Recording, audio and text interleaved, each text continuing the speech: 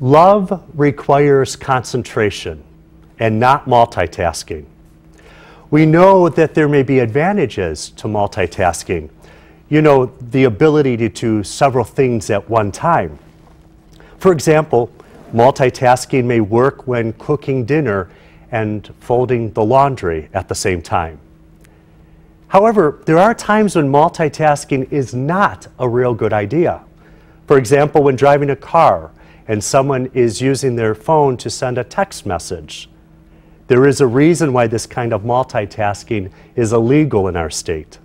It doesn't work very well. While multitasking may accomplish a volume of tasks, it isn't always the best option. I'm going to suggest that this is most true when we are called to exercise love in our daily lives. As St. Paul suggested to the people of Corinth, love never fails. If love is to never fail, it has to be rooted in single-heartedness, no division, no multitasking. St. Paul tells us that love is patient, that it's kind, and rejoices at the truth.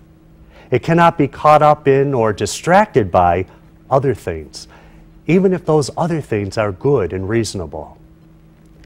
And for sure, love cannot be fully expressed if jealousy or pompousness or rudeness is present. Love, when lived out with that singular vision, it never fails. Consider how Jesus always loved. Time and time again, Jesus went about his Father's business as he preached, and as he taught, and he healed, and he encountered those who were considered outcasts. And generally speaking, he always appears to be attentive to that one person in that one moment. Nothing else seems to matter. Even when people felt threatened or angered because of his message, even ready to hurl him off the hill, he did not become distracted. He remained faithful to his word. Imagine how our lives could be different if we were to love with that singular devotion, how we choose to pray, the way we relate to a spouse or a family member, the attention we give to a friend, or even how we try to deal with daily tasks and challenges. We can always seem to be too busy, too distracted in life, but God calls us to try something different. Instead of the busyness and the distractions, he invites us to love in the moment, in the presence of that one person. Love indeed never fails.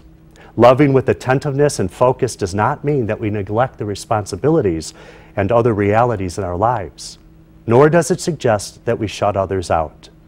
It means that we choose to love and to do it well, one invitation at a time. Whether it's prayer, acts of service, or being present to someone, may the Lord continue to teach each of us how to love one another, confident that love never fails.